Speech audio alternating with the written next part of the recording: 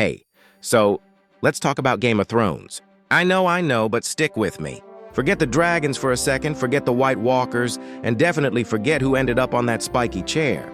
I want to talk about something smaller, something more human. I want to talk about a story that, for my money, is the true heart of Westeros. It's called A Knight of the Seven Kingdoms.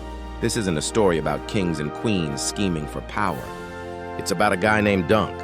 He's huge, like comically tall, and he's not the brightest torch in the Red Keep.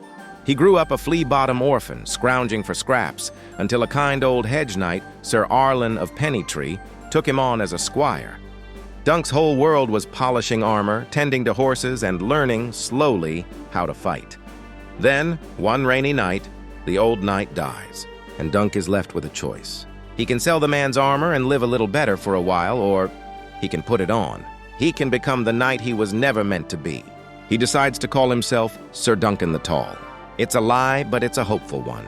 He heads to a tourney to make his name, and on the road he meets a kid. A bald, clever, incredibly pack-cray little boy named Egg. Egg begs to be Dunk's squire, and after a lot of back and forth, Dunk agrees. What he doesn't know is that this Egg is actually Prince Aegon Targaryen, fifth of his name, a dragon prince in disguise, running away from his royal life.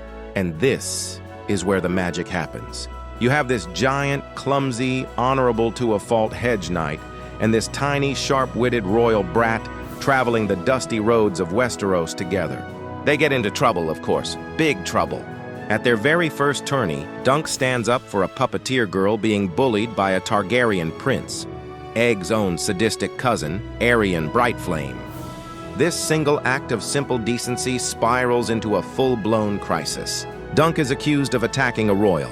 The only way out? A trial by 7. A brutal 7-on-7 combat to the death. Dunk, this unknown nobody, has to find 6 other knights willing to risk their lives for him against a team stacked with royalty and renowned warriors, including 3 members of the King's Guard. It seems impossible. No one wants to die for a hedge knight.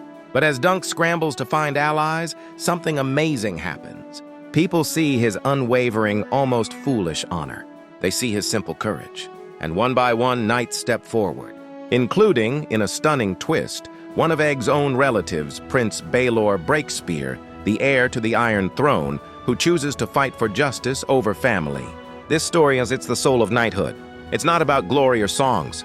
It's about trying to do the right thing, even when you're scared, even when you're out of your depth, even when the whole world is telling you to just walk away. It's about the bond between a giant with a good heart and a little boy who would one day become a great king, partly because he learned what true honor looked like from a fake knight in a rusty suit of armor.